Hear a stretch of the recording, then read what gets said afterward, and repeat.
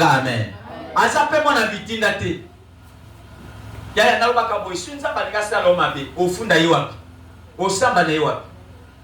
Amen. La deuxième chose. Je parlais la première chose. La vie de pressé. Même à dans le ministère de l'homme, on a montré qu'il y a deux versets. Alika Kabapé Saïd Kongo pasteur évangéliste. Dans le comité yanga moko. Yaya ngai na ya na jiref na 97. Mona wana akabona kila tata na. Il a dit c'est éloigné de son père.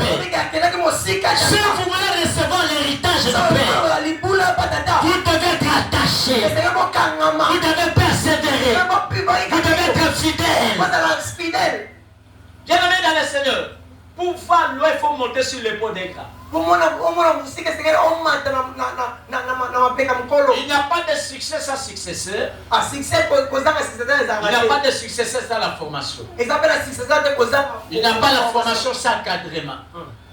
Là où il y a un champion, il y a un autre qui se prépare à coulisses.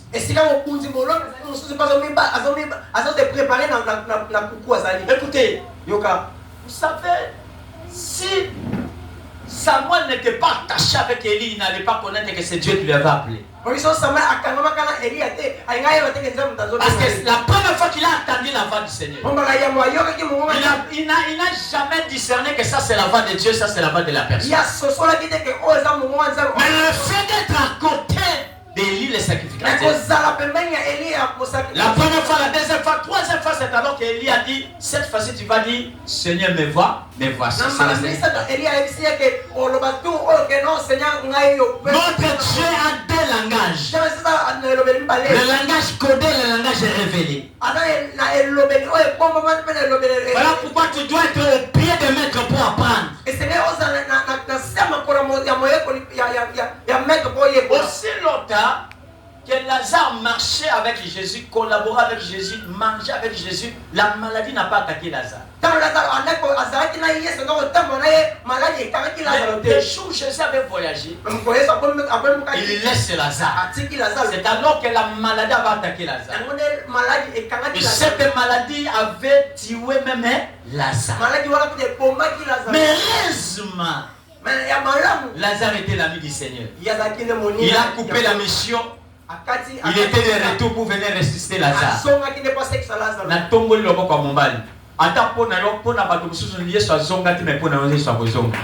À cause de l'héritage,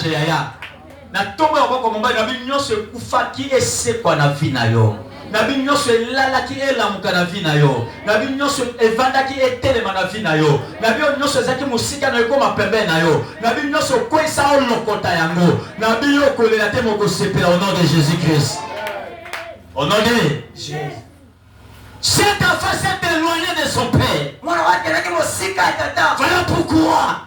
Si vous lisez ce passage que je vous ai donné, Luc chapitre 15, vous allez comprendre que lorsqu'il était loin de son père, cela lui avait donné l'accès même de péché.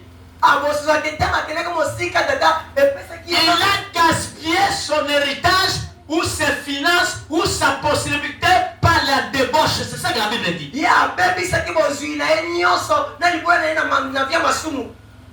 Kindumba. Poison na motazo gangelete. Net mission motonza ba mission gratuit na ba pays étranger. Balobaka pays ya bana na bana. Eh maman net na balwanda. Parce que on reprocher na nini? Yoko to futer l'étiquette.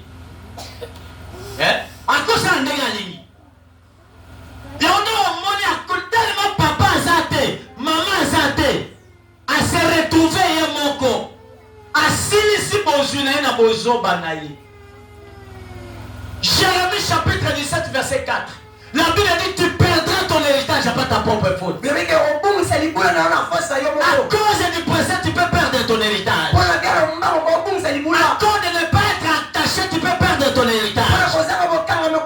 Lorsque tu te détaches de Dieu le Créateur, j'aimerais bien parler ici. Écoutez-moi bien. Loin de ton père spirituel, loin de ton père de la foi, loin de ton père qui est Dieu le Créateur, loin de ton père biologique, bien aimé dans le Seigneur. Écoutez-moi bien. Tu ne peux jamais progresser commencer. Dans la vie, si vous voulez aller loin, il faut accepter la formation. Voilà pourquoi j'ai toujours dit, celui qui n'est pas informé et formé sera déformé. Celui qui n'est pas informé de l'information. Et celui qui n'est pas formé, la formation, l'information est là, la formation. Ce que je suis en train de vous dire comme ça, ce sont des informations que je suis en train de vous donner. Nous sommes tous amis qui ont vendu Toyo Kamateya. Amen. Oui,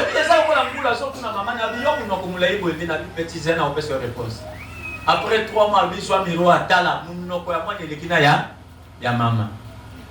Amen. Voilà pourquoi j'ai toujours dit aux gens, les critiques c'était la langage des faibles. Les l'église Mokwawa, n'a pas aussi été Congo. Bon, ben, la biso l'église, elle est bien, la biso Bangoula Zam. Banyama Zam. Comment est-ce que yo église, yo pasteur au fin, va passer sur Banyama Zam? C'est que y a Zanazam. Amen. Qui a dit Amen? Le détachement peut t'amener à l'échec. Le pressé peut t'amener à l'échec. Écoutez-moi très bien.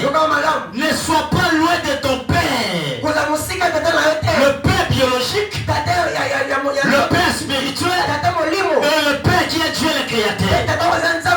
Mais ce que j'ai aimé, Luc chapitre 15 verset 17, la Bible dit il est rentré à lui-même. Étant rentré à lui-même, il s'est dit combien de mercenaires chez mon père. Ils sont là pour manger du pain. Ils ont du pain en abondance. Mais moi ici, je manque. Je meurs du faim. Il a pris la décision de retourner. Je te supplie de tout mon cœur. Si tu avais laissé le Seigneur, retourne. Non, c'est qui sont en vérité. Marie na Joseph, Bakina Yesu Nathan, Mukomo Babusani. 3 jours de marche, pour se rendre compte que Yesu a Sénini. Bakobele Batika Yesu Kala. Aso yeba l'expérience. Aso te l'expérience. Aso la l'expérience. Aso loba l'expérience. Mais au champ, Nzambe se tika la Kala. Présence Nzambe tika la Kala. Babenga kana terme biblique ya ikabot. Gloire à Nzambe sila. Mais la bonne Nzambe alias Nzambe tomata bata. Na beo obungisa na bilelo récupérer au nom de Jésus. Ato loba menete na loba men na place na yo. Écoutez, les conseils que je donne à l'église. Écoutez quelques conseils. Ne sois pas un mercenaire. Ni les serviteurs. Parce que le mercenaire et le serviteur ne peut jamais recevoir l'héritage. Celui qui peut recevoir l'héritage du Père, c'est celui qui est fils. Dans l'église, nous n'avons pas besoin de serviteurs, nous avons besoin de fils. Parce que le serviteur a besoin du salaire. Mais le fils n'a pas besoin du salaire. Oui, on a des fils à papa, maman, papa, Mukona senya bimbo chiko de ko bota matina rona bilanga na sombelo na ndemo liaka na ndamo na bovanda chiko na tape so fatiro zo msilanga bodi ke ngamo na sini pardon bozo akasi bozo le bana amen et puis alors na mona kaka na soki moi sina mobali babalani kaka moi ça def sa kaka papa moi ça def sa kaka mais maman def sa kaka papa mais papa def sa maman te au moins na kaswa ke na zando mongo ekokite ya bakisi o ka okozo misanga mongo na ngana ya biso bi balende tozo lia pe bana na biso na classe o ko futele minervan o ba bengana ki yo zala kite na soki $10 nanga agent de poche na futele mwana nao elo na loboli mwana biso abi mwana nayo yoba mwana ka soki papa mwana za mayela lobi azwi biso batata soki mwana za buzoba lobi azwi ba mama na bango. Oh, la Bible peut comment, mais la Bible dit le fils sage fait la joie de son père. Je prophétise, c'est toi qui vas faire la joie de ton père. Quand tu feras la joie de ton père, le Père qui est Dieu le créateur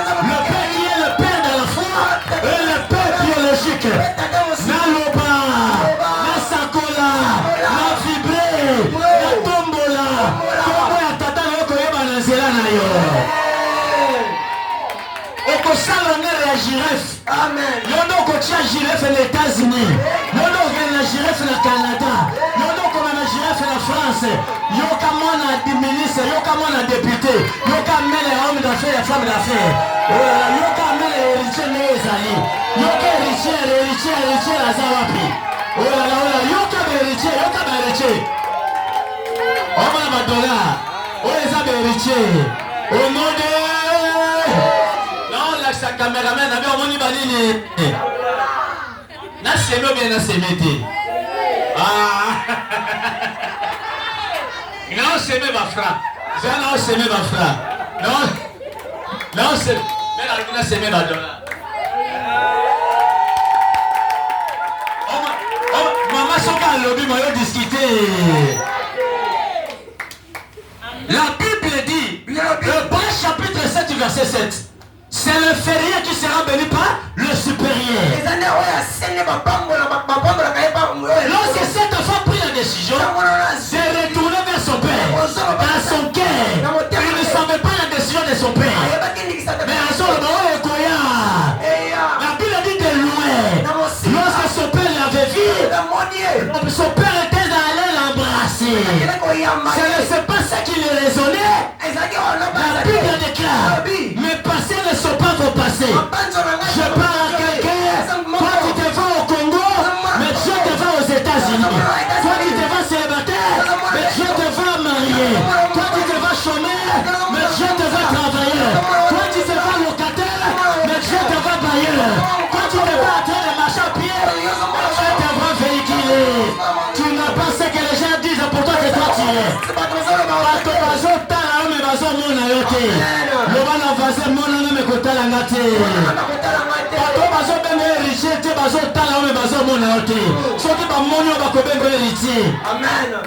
nazopesa deja bana Congo bana baza na zemi bato nyonso baza na zemi ya une semaine ya 1 mois ya 6 mois ya 9 mois nalobi zwa deja Congo héritier soki aza mobali soki aza mwasi aza nani héritier moyebi etwale na biso oyo papa azwa anime séminaire kombo nango ezalaki thème nango ezalaki étoile mama nda modelaki nazoyeba mokolo yango asisi kaka komodere boye apesi mikro na papa ake kobota oyebi ke avant papa si sa prédication tomoni si esala akoti na papier ti esika papa azoteya atie boye tomona papa akati na prédication aseki alobi bonne nouvelle mama asali nini aboti yoka bato nyonso bagaki étoile yango nazosakola mpona étoile. Étoile ezaka toujours Nicolas azaka na cité. Je prophétise pour cette église. Toi tu monteras au nom de Jésus. Je le sens, tu monteras au nom de Jésus. Au nom de Jésus. N'importe quelle étoile était. Mais c'est étoile filante. Amen. Étoile ezaka nini? Ekimaka. C'est ça on na est oké wapi? Na est. Je prophétise. Tu n'es pas seulement l'étoile filante, mais tu es l'étoile brillante. Et si quand nous sommes briller, bato faut bayeba ke yo zale sika wana. Et quand vous savez l'église bayeba kata kombo na oké. Et puis nazo bisa bilo vérité oyebi na lali l'église awa mukulu moko na oki mama zo cité ba kombo na biso nyonso. Ngabo na motema na biso ki na lali awa mama cité kombo na nga. Tu m'as na zate, moya cité kombo na nga, ezate. Kuna mitika tu na zana kini nanga kata wa kuma mama cité kombo na nga. Boso oza musika na ye moya cité yo. Na bonde lizamba kabata moto nyonso aza na alliance aza na libanda ya alliance te nzamba alola sepelisa ye nzamba alola mona ye nzamba alola kamwisa ye onode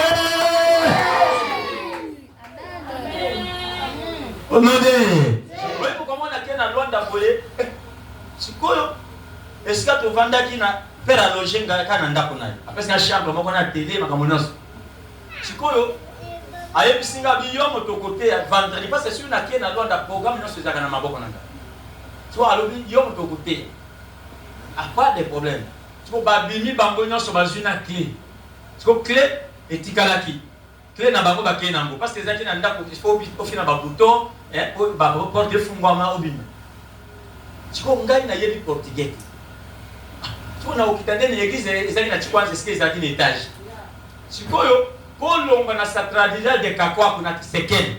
Faut soit deux transports. oya na kwanza après kwanza zuisi su neto zoke na oja ina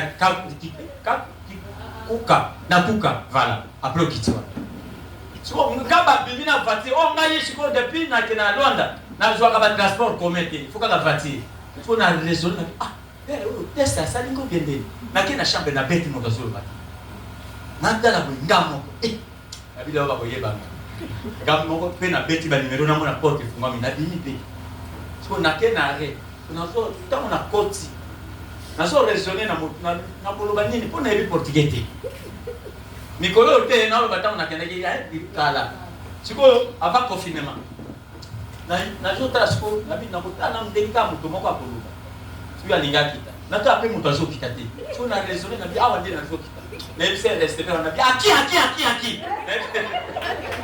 aki na portugais ba awa ata ba sekaki mais quand même ba yoki quand même na moni ba freiner na senini so ta on a quitté na jusqu'au deuxième transport na mona kaka église en étage na yebi ki ata ko boya lete maintenant tellement église c'est qu'en étage na mona ko to nikina aki ba kitisinga na kuti ba na louange na koti boyenga pe na ba dobi na pela kanga ba ko ça vrai missionnaire tala ba test ba to ba ndi obi baza na lobaki nani moto ba sali cercle non alobi ko bima na cercle lote ya héritier ya solo il fallait que na ba test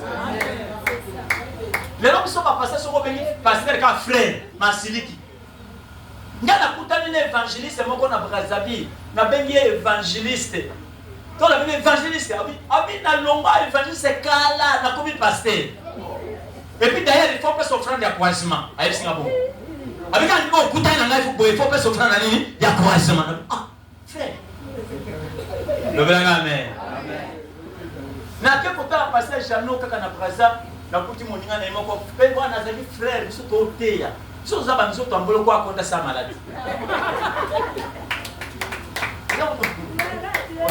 oyi bato batanga kanga na tala ka bato te o papa yo biso ko nsa to ye munene est-ce que na tala ka fina yo o kipe na bonde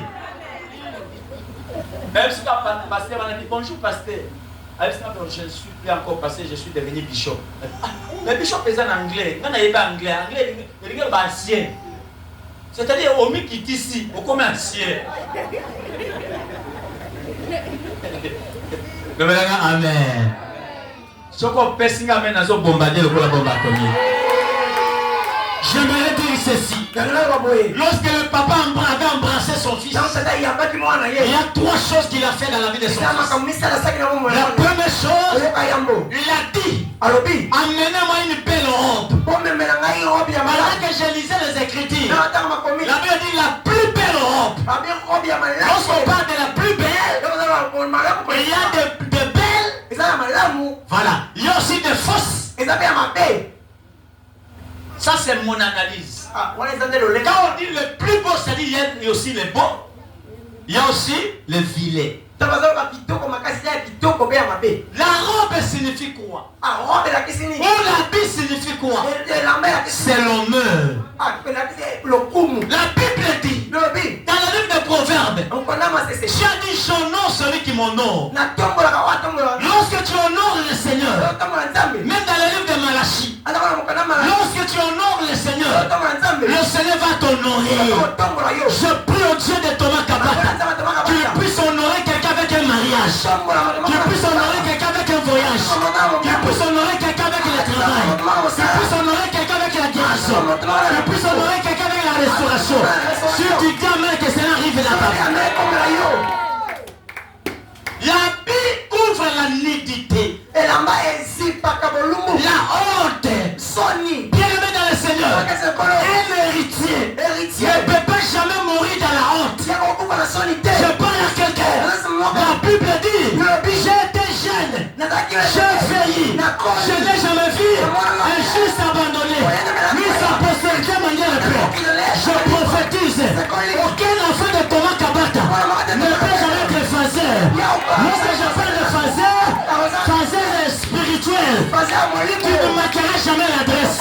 Nalobi okosomba mapango, okosomba mapango, okosomba mapango, okosomba mutuka te okosomba mituka. Yaya kala mingi tozo somba mapango somo kachete mbakola na ndako na oke. Nabi kala mingi tozo somba voiture so moto achetemba kokumba ye na motuka na yo te wapi moto azosomba mapango okosomba kaka na Congo te okosomba na Afrique okosomba na Canada bao bazosomba mapango na Europe baleki na eloko te baza na makolo mibale baza na miso mibale mpe daye yo oleki bango parce que bango baza bapaye na yo oza na Yesu la Bible dit avec Dieu nous ferons au nom de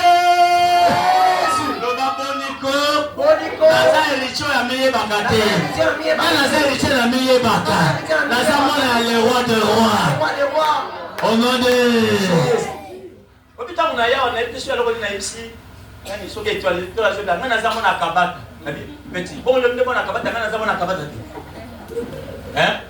soki moto aglimase yo mposa nini oglimase bongo te ya komi mane moke nga naza mwana akabata papa bongo yo nga natuni okoza mwana akabata nga mpe naza mwana nani zakoya papa na kati ya ndako moke nga naza tata na bino owelela kitata na nani so moni mwana mwasi azo babina kitoko seka aza kitoko te aobangisa bato nabi moto abangisa yo te nabi moto alengisa yo te so moni prédicateur moke beta maboko moke loba amen seka ayeba oteya te yaya moto ateyaka koki koforce bato teke beta maboko loba amen il faut aloba epuis amen na ya bato etinda apesa révélation. J'aimerais bien parler ici et si agirait finition le temps est arrivé. Pour monter ici, il faut avoir les mâchoires pour sonner les trompettes. Ce n'est pas n'importe qui. Il faut avoir les souffles pour sonner les trompettes. Il faut avoir les ongles pour déchirer les lions afin que les gens mangent le miel. Toi, tu as toi l'héritier. À toi, il y a des potentialités que les gens attendent de toi. Le monde entier attend de toi quelque chose. Tu n'es pas n'importe qui.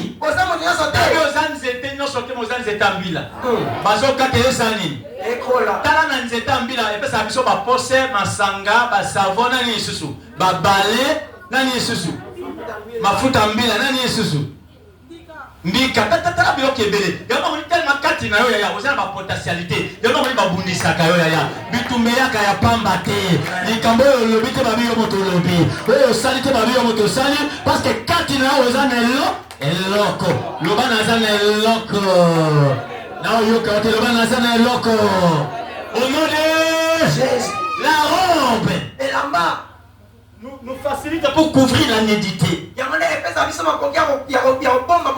Je vais parler quelque chose de prophétique que Jésus est en train de sentir. Dans ta vie, tout sauf la honte. Nabi nyos sauf nini soni. Nzamba kolati son esprit à sonité. D'ailleurs, baninga ba bongi. Dieu so bonga te nzamba kotika ote. Abi j'ai jamais vu. On a David sur tatou là. Parce que David a eu une expérience dans Nzambe. Amen. Et la deuxième chose que le Père a fait, je vais finir d'abord ici d'abord. Pour les gens qui écrivent, Psaume chapitre 25, verset 3. Parce qu'il y a quelqu'un qui peut lire ça. Vous allez comprendre ici, Psaume chapitre 23, verset 3. 25, verset 3. Écoutez, la Bible dit tous ceux qui espèrent en lui. Ils ne seront jamais confus. Ils ne seront jamais dans la honte. Tous ceux qui espèrent à Dieu, ils ne peuvent jamais être confondus. Mais on a dit ceux qui sont infidèles, ils seront confondus. Confusion au nom de Jésus. Bazokana yo kobala te bangona bana bangonde bakobala te oazo bayoko bonga te yena bana nde bakosani bakobonga to baloba mongolo baye yawe baloba nyonso ya mabe o baloba kalikolo nanga eza na moi eza na butu nayeba yango te lelo ezongela bango moko au nom de voilà pourquoi dans la Bible dit Joseph, son père, avait cousu un habit de multicolore. Le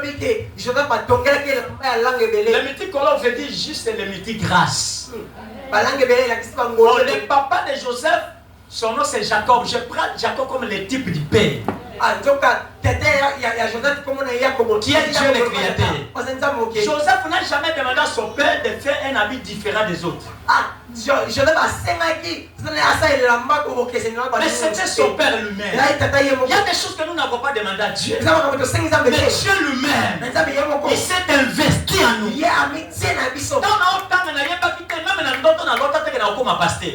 Mais nous avons un projet imposé. Yaya na lobby nzamba lola akota na makambo na yo. Moto nyoso akobundiswa kokoma mungu na nzambe au nom de Jésus. La deuxième chose, il a pris l'anneau. Il a dit amenez-moi l'anneau. Il a mis au doigt de son fils. Écoutez-moi très bien. L'anneau veut dire l'alliance. Vous savez ici, regardez même dans la Bible. Le jour où Élisée s'est retrouvé devant le fleuve du Jourdain, il n'a pas dit que où est mon Dieu. Mais il a dit où est le Dieu de mon père, le Dieu d'Élie. Où est le Dieu d'Élie? Parce qu'il savait que c'est le père qui avait fait l'alliance avec Dieu. Je vais choquer une personne. Le fils n'a pas Dieu. C'est le père qui a Dieu. Voilà pourquoi Philippe a posé la question à Jésus. Montre-nous le Père et cela nous suffit. Je parle à quelqu'un. Même si tu es dans un pays étranger, le jour où tu appelleras le Dieu de Thomas Kabata, il y aura la solution qui va s'opérer parce que tu es dans la lignée de Thomas Kabata. Parce que c'est l'alliance qui va crier devant ton problème. Je prie au Dieu de Thomas Kabata, le Dieu de patriarche, le Dieu que je prêche ce soir, qu'il soit ton Dieu dans ta vie au nom de Jésus. Tout ce que tu as besoin, recevez cela au nom de Jésus-Christ. Bien-aimé dans le Seigneur, l'alliance crie, l'alliance parle. Et dans l'alliance, la personne qui avait fait l'alliance, c'est lui qui a l'autorité de rompre l'alliance.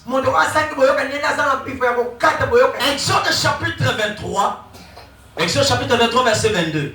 La Bible dit, quand nous lisons au-dessus, la Bible dit, j'enverrai un ange devant toi. Dans chaque église, il y a un ange établi.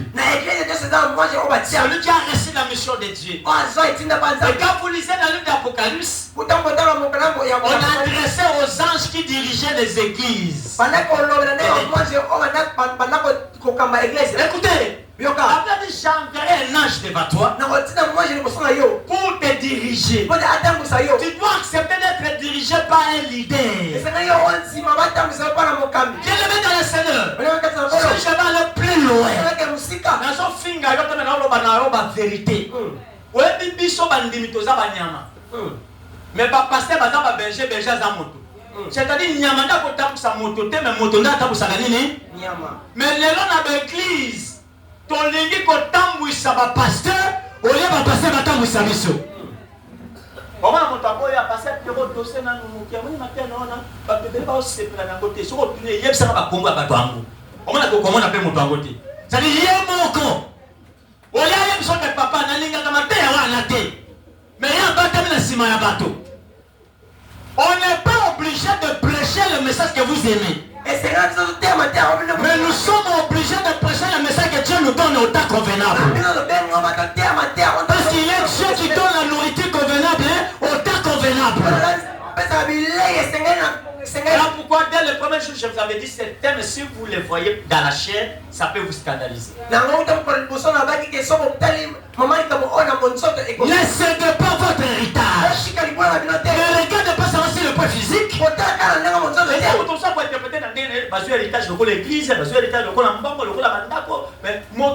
Chaque orateur a une particularité. Parce que chaque moteur a une façon de communiquer. Amen. Voilà pourquoi j'avais dit ceci. David a dit Dieu a parlé une fois, j'ai attendu deux fois. Tu as besoin d'entrer dans l'alliance. Même le monde. Non, ça coule. Nous sommes pas surprise à cause de l'alliance. À cette surprise au nom de Jésus. Et on a le bakaya, pourquoi on a la pauvre. N'a pas la mouko communale riche. Je pense que si on a $1000, les gars, ça va à 500. Amen.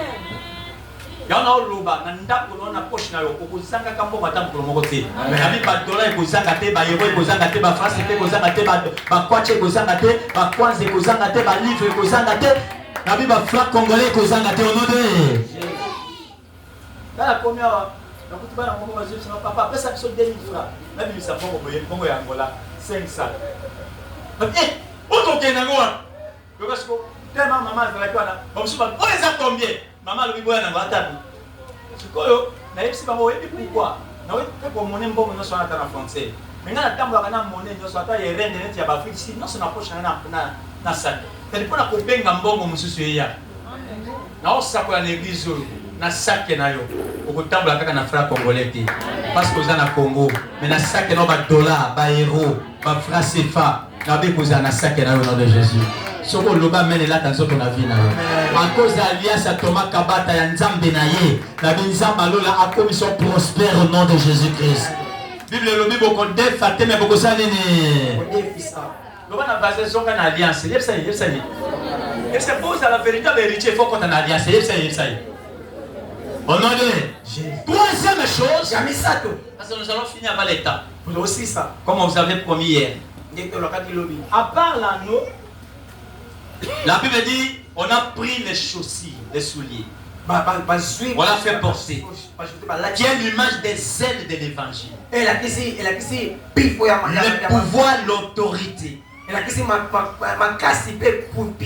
Luc chapitre 10, le verset 19 vous dit ceci. La Bible dit, Luc chapitre 10, verset 19.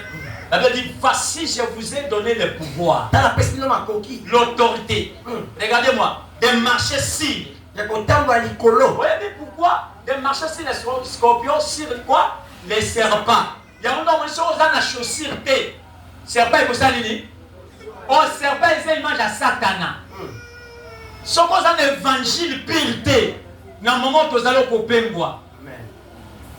Dans le moment où nous et tant que Père, il est en train de préparer les chaussures. Je prophétise que les nouveaux chaussures entrent dans cette église. Yaya, oui, makolo, dès que ça comme mouvement, makolo ne ça que yaya, na so ça comme muto ko ba kilo mbaso e ko zongele e moko. Yo ba ko kata ka makolo te ko taba na chaise roulante te. Voici que je vous ai donné le pouvoir de marcher si. C'est avec les souliers. Qu'on peut même tuer les serpents, ça peut être mordi. Bien aimé dans le Seigneur, tu peux marcher sur les épines avec les souliers. On a zo sakola mabulu no so batumo la pona obango ko bagodinda na kombo na secret. Ba piège no so bazo tchela yo. Ba mongo ba okwena na ba piège wana. Amen. Ba flèche no so batinda kayo na tongo na midi na poko ezongela bango moko au nom de Jésus. Là les gens qui ont perdu les ailes d'évangile. Ils ont pas bungisa. Ça n'est pas l'image des girafes qu'on connaissait auparavant. Oui, l'image des girafes, n'a eu aucun cas de musique. Maintenant, nous sommes en full thé. Donc, maintenant, la campagne en plein air. Amen.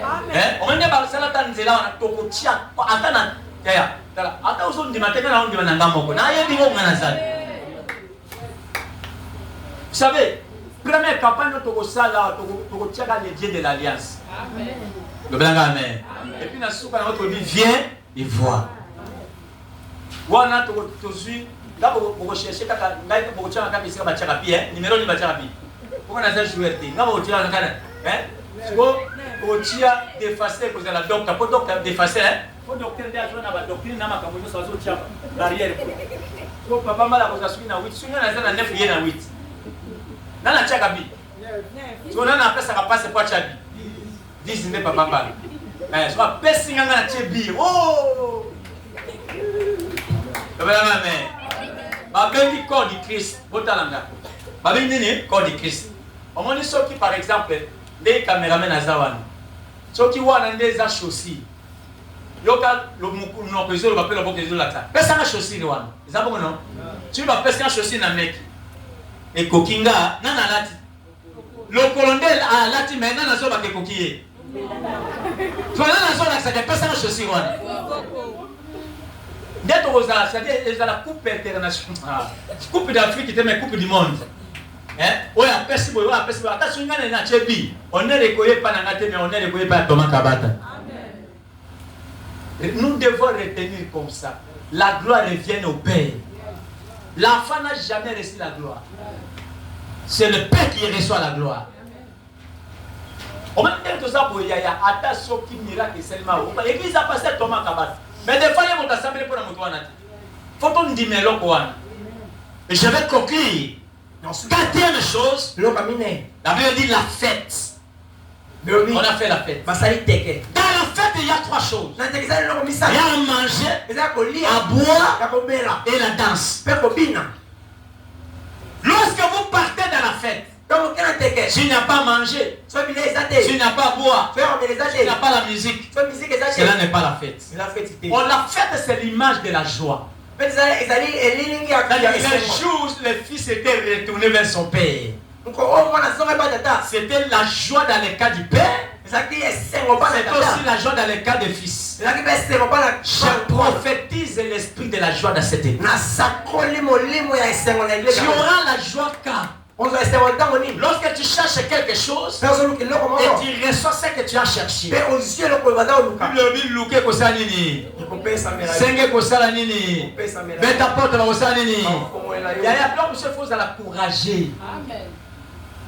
faut l'encourager. Quand on a Brazzaville, on a l'église ensemble, mais j'ai réfléchi. Tu vois, on a la Bible, mais on a ensemble pour la bâton sur la Bible, la boca n'a mis sauté. La Bible, elle est ensemble pour la bâton. Ma frère Rémi Balé Babini, ma sœur Rémi Balé Babini. La Bible, on a ensemble pour la bâton. La Bible, on a ensemble pour la bâton sur la bâton. La Bible, on a ensemble pour la bâton. Kala, na otu na bino. Toza église moko. Oh, bino basi bo luka ba mimbali. Ba mimbali pe ba luka basi, na église moko. Ba frère, soko baka, oyebi ba frère ataza na mboma ataza mukola banga cancer kwa cha litoyi. Oyebi ba chaka mwasi litoyi ndenge nini? Kaka na kati église ko kene musika te kaka pratique oyebi to sambela. Unzambe mubala ko lobaki na makomina yo, mubala kutike pa na bango. Mwasi na kutika ba okuta na ba okoma moto moko. Amen, amen. Obisel na lobi déjà. Mais si on monte au Kutaka na balabane na mulili, on monte à monter sur les cabafara monter botikani après petit yakaya. Et puis passer la micro français au cabafara va y français. Laisse-moi, on me cherche à la maison. Voilà c'est, laisse-moi partir. Yo bon là yo non bête yo. On comprend que yo mon en français on que ne mana kulu na ndenge no luka mana kulu na ndenge. Nous sommes au cas pour nous dans la France.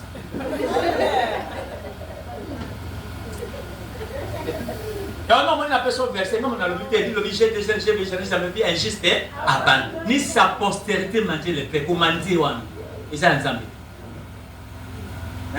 Ata ko senga bien, sombelanga pesanga ikabelanga sopeka.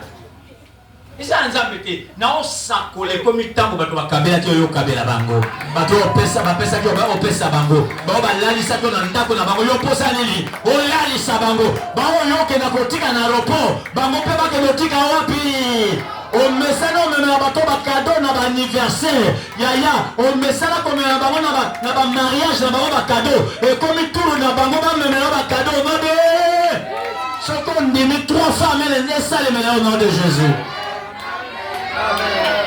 On se tient debout.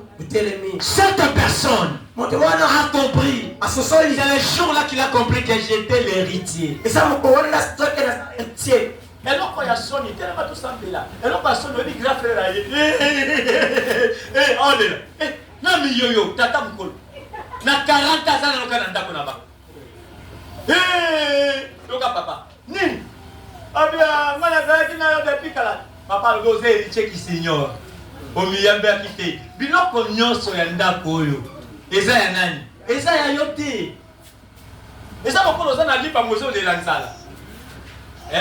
Oza na mbongo na poche mais ngaye na futi ndako te. Oza na $100 ngo futa ndako $50. L'ignorance tue. La Bible dit mon peuple peut faute de quoi? De connaissance. Ce n'est pas faute de l'argent. Ce n'est pas faute de relations. Ce n'est pas faute de parents. Ce n'est pas faute de les connaissances. Dans tous les domaines, il y a des experts. Dis au Seigneur, c'est toi qui m'as appelé. C'est toi qui as voulu que je sois chrétien. Comme je suis chrétien, le mot chrétien vient du mot Christ. Comment tu n'échoues pas? Moi aussi je n'échouerai jamais. Prions le Seigneur au nom de Jésus. Au nom de Jésus. Au nom de Jésus. Priez les affaires.